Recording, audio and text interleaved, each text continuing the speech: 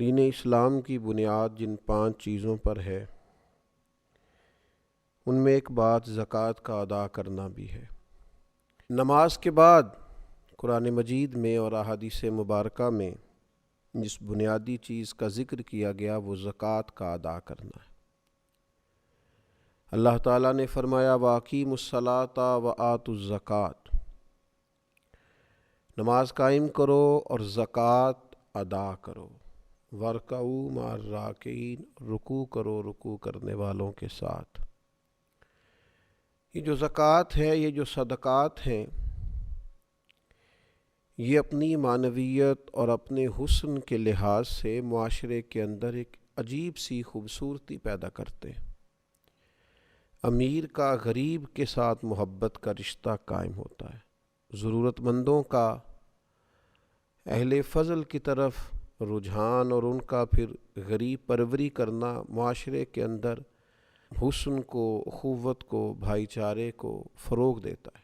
صدقات کے نبی کریم صلی اللہ تعالیٰ علیہ وسلم نے جو فضائل بیان کیے اور ترغیب جو نبی کریم علیہ السلام نے ارشاد فرمائی، اس کی جاذبیت اور خوبصورتی کو اگر سمجھا جائے تو حضور علیہ السلام کا تھوڑا سا توجہ دلانا اور اس توجہ کے اندر حضور علیہ السلام نے جس طرح کی اہمیت اس چیز کو عطا فرمائی وہ عجیب سا دل کو ٹھنڈا کرتا ہے۔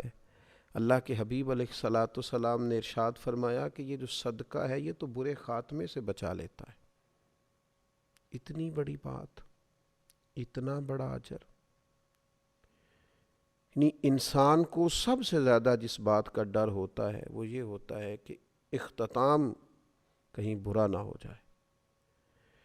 یہ صدقہ ایک ایسی چیز ہے جو سوء خاتمہ سے انسان کو محفوظ رکھتا ہے، اور ارشاد فرمایا کہ صدقہ عمر میں اضافہ کرتا ہے، 70 مصیبتوں کے دروازے بند کرتا ہے۔ اللہ تبارک و تعالیٰ کے حبیب علیہ السلام نے اس قدر زیادہ اس کو پسند فرمایا اور اس قدر زیادہ توجہ دلائی کہ فرمایا دوزخ سے بچ جاؤ، چاہے کھجور کا ایک ٹکڑا صدقہ کر کے ہی دوزخ سے بچ جاؤ۔ یہ چیز تمہارے لیے اللہ تبارک و تعالیٰ کی بارگاہ سے بہت بڑا انعام کا سبب بنے گی کہ تمہارے لیے دوزخ سے آزادی ہوگی۔ یقیناً جس بات کے فضائل ہوتے ہیں، جس کام کے فضیلتیں ہوتی ہیں، اسے نہ کرنے کی وعیدیں بھی ہوتی ہیں۔ تصویر کا دوسرا رخ بھی ہوتا ہے، ایک کام کیا جائے گا، اس کے فضائل ملیں گے، اجر ملے گا، ثواب ہوگا، اللہ رسول کی رضا نصیب ہوگی، معاشرے کے اندر غریب پروری ہوگی، لوگوں کا خیال رکھا جائے گا، انسان کے اندر رقت قلبی پیدا ہوگی، درد دل پیدا ہوگا، زکوٰۃ ادا کرنے سے، صدقات کرنے سے دوسروں کے بارے میں اس کی طبیعت کے اندر ڈھیر سارے خیر کے جذبات پیدا ہوں گے۔ لیکن اگر یہ کام نہیں کرتا، وسعت کے باوجود نہیں کرتا، اس پر فرض ہے نہیں کرتا، تو یقیناً پھر اس کی وعیدیں بھی ہوں گی، اس کے لیے سزائیں بھی ہوں گی۔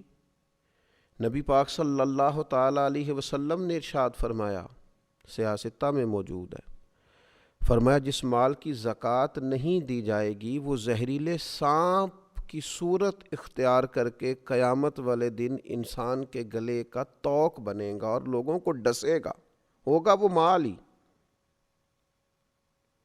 یہ مال اللہ کا فضل بھی ہے، لیکن اگر اس کی زکوٰۃ ادا نہیں کی جاتی تو یہ ایک زہریلے سانپ کی صورت میں صبح قیامت انسان کے سامنے لایا جائے گا۔ بخاری میں موجود ہے۔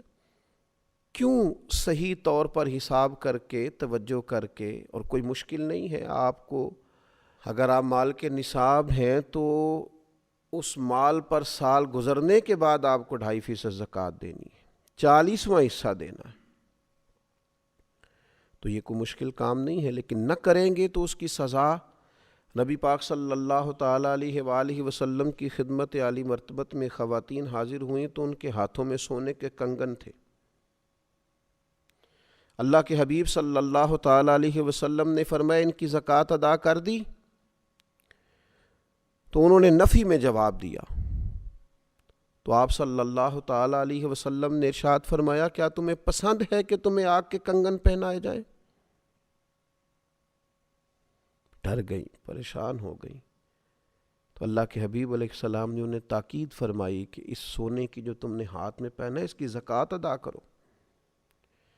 ایسا نہ ہو کہ یہ آج تو تم نے سونے کے کنگن پہنے ہیں اور قیامت کے دن تمہیں آگ کے کنگن پہنا دیے جائیں. تو جو لوگ بھی مالک نصاب ہیں، صاحب استطاعت ہیں اور جن پر زکوٰۃ فرض ہے، وہ اس بات کا اچھی طرح خیال کر لیں کہ یہ زکوٰۃ مال کو پاک بھی کرے گی، فائدہ بھی کرے گی، اللہ کی رضا اور خوشنودی کا باعث بھی بنے گی. اور نہ ادا کریں گے تو ایک تو یہ کہ آخرت کے اندر اس کو یہ والی سزائیں ملیں گی کہ آگ کے کنگن پہنائے جا رہے ہیں اور مال سانپ بنتا جا رہا ہے. حضور علیہ السلام نے یہاں دنیا کے اندر بھی ارشاد فرمایا کہ خشکی اور تری میں جو تمہارا مال ضائع ہوتا ہے وہ زکوٰۃ ادا نہ کرنے کی وجہ سے ہوتا ہے. تو ایک تو بات یہ کہ زکوٰۃ ذمہ داری کے ساتھ ادا کی جائے، اس کام میں کسی قسم کی کوئی کوتاہی نہ کی جائے، کسی سستی کا شکار نہ ہوا جائے، لیت و لالا کا شکار نہ ہوا جائے، بہانے بازی نہ کی جائے. اس فرض کو فرض جانتے ہوئے، انتہائی حساس مسئلہ سمجھتے ہوئے اس کی فوری ادائیگی کا اور احتیاط سے بندوبست کیا جائے. اور پھر یہ کہ اس کے جو آداب ہیں، جو ایک مسلمان کوئی بھی عبادت کرتے ہوئے کچھ آداب کا خیال رکھتا ہے، ان آداب کا بھی پوری طور پہ خیال رکھا جائے. سب سے پہلی بات تو یہ کہ زکوٰۃ حسن نیت سے ادا کی جائے.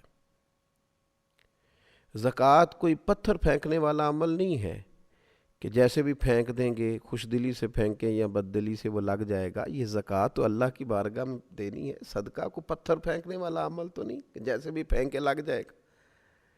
یہ تو خالص اللہ کی رضا کے لیے دینی ہے. تو اس کے بارے میں تو قرآن مجید نے فرمایا وَمَا تُنْفِقُونَ إِلَّا ابْتِغَاءَ وَجْهِ اللَّهِ. تم جو کچھ بھی خرچ کرتے ہو اسی لیے تو خرچ کرتے ہو کہ تمہیں اللہ کی خوشنودی حاصل ہو.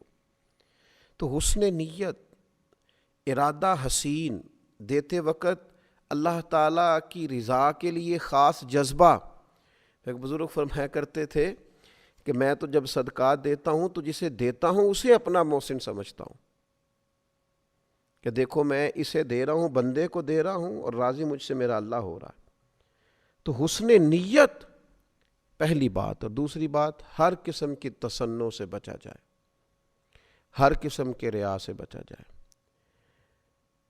یہ دے کر کے اور کسی قسم کا بھی اگر دکھلاوے کا مزاج بنایا جائے یا کسی شخص کو کسی بھی طور پر بتایا جائے تو یاد رکھیے گا حضور علیہ السلام نے فرمایا اللہ قیامت کے دن ارشاد فرمائے گا انہی سے جا کے اجر لو جن کو دکھانے کے لیے تم عمل کرتے تھے. تو تصنع سے پورے طور پر اور مکمل طور پر اجتناب کیا جائے. اور پھر جسے دیا جائے اس پر احسان نہ جتلایا جائے، ایذا نہ دی جائے، تکلیف نہ دی جائے. ہمارے ہاں جس طرح سے لوگ کہتے ہیں آپ ابھی آ گئے ہیں، تو میرے سونے کا ٹائم تھا، کل آئیے گا، پرسوں پتہ کر لیجئے گا. ہاں میرا ارادہ بن گیا ہے، آپ صبح وقت پر آ کر لائن میں کھڑے ہو جائیے گا.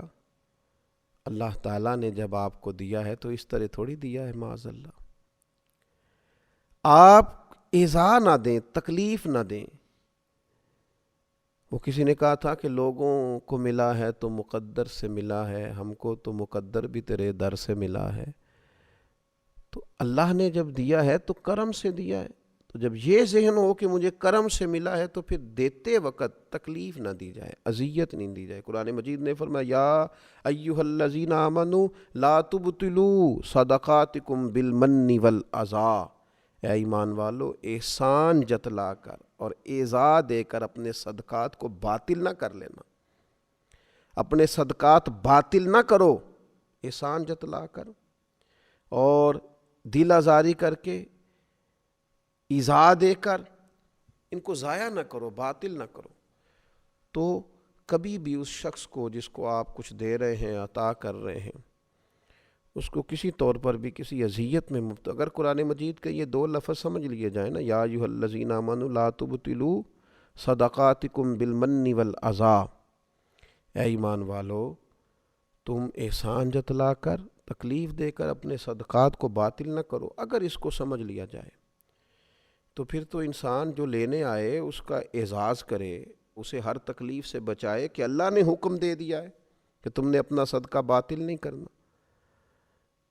کسی قسم کی تکلیف نہیں دینی سامنے والے کو۔ اور پھر چوتھی بات یہ ہے کہ عمدہ مال اللہ کی راہ میں دیا جائے، اچھی چیز اللہ کے حضور پیش کی جائے، مالک کی بارگاہ میں پیش کی جائے تو پھر خاص چیز پیش کی جائے۔ جو لوگ محبوب کو تحفہ دیتے ہیں وہ بڑا قیمتی تحفہ خرید کے لاتے ہیں اور پتہ ہے بڑا قیمتی ہے، پھر بھی اس کو سجاتے ہیں، سنوارتے ہیں، کسی خاص جگہ پہ اس کو پیک کرتے ہیں، اس کے اوپر پھول لگائے جاتے ہیں، بڑے حسین انداز میں اپنے پیاروں کے لیے تحفے بھیجے جاتے ہیں، گلدستے منگائے جاتے ہیں۔ یہ میرے استاد ہیں، یہ میرے بھائی ہیں، یہ میری محبت کی جگہ ہے۔ لوگ بڑے اعزاز کے ساتھ تحفے روانہ کرتے ہیں تو اللہ کے حضور پیش کرنا ہے، رب رسول کی رضا کے لیے دینا ہے۔ تو قرآن مجید نے کہا لن تنالوا البر حتی تنفقوا مما تحبون، تم ہرگز نیکی کو نہ پہنچو گے جب تک اپنی محبوب چیز راہ خدا میں خرچ نہ کرو۔ ایک شاعر نے بڑی خوبصورت بات کی تھی، اگرچہ اس نے نقشہ تو کربلا کا کھینچا ہے، لیکن اس نے کہا تھا لاش اکبر دی ویکھ حسین کیا، گل یار دی گلو نہیں لائی دیے، دائم سونے محمد دے نام اتوں سونی چیز ہی وارنی چاہی دیے۔ دیکھو ان کے نام پہ دینے لگے ہیں تو پھر ہم نے کس طرح کے نگینے دیے ہیں، کس طرح کا حسن دیا، کیا کچھ نکال کے پیش کر دیا۔ دھرتی نے ایسے لوگ نہ کبھی پہلے دیکھے نہ کبھی بعد میں دیکھے گی۔ تو عمدہ مال پیش کیا جائے، اور پھر یہ بھی یاد رکھا جائے کہ اللہ پاک ہے اور پاک چیز کوئی قبول کرتا ہے، ہمیشہ حلال اور طیب ہی اس کی راہ میں پیش کیا جائے۔ اور آخری گزارش یہ ہے زکوٰۃ دینے کے معاملے میں کہ پھر یہ ماحول نہ بنایا جائے کہ میں بانٹوں گا تو لوگوں کی نظریں اپنے سامنے جھکاؤں گا۔ شکر گزاری لوگ میری کریں گے اور بہت سارے لوگ ایسے ہوں گے جو میرے سامنے نظریں جھکاتے ہوئے گزریں گے۔ فرمایا انما نطعمکم لوجہ اللہ لا نرید منکم جزاء ولا شکورا، وہ تو تمہیں محض اللہ کی خوشنودی کے لیے کھلاتے ہیں کھانا، نہ تم سے وہ کوئی بدلہ چاہتے ہیں اور نہ یہ کہ تم ان کی شکر گزاری کرو۔ اللہ کے بندوں کی تو شان یہی ہے کہ وہ تمہیں جب کھانا کھلائیں گے تو اس لیے کھلائیں گے کہ اللہ راضی ہو، وہ تو نہیں چاہتے نہ تم کوئی جزا دو نہ تم ان کا شکریہ ادا کرو۔ تو اللہ تبارک و تعالی ہمیں ان خوبصورتیوں کو پیش نظر رکھتے ہوئے زکوٰۃ ادا کرنے کی توفیق عطا فرمائے۔ وما علیہ الا البلاغ۔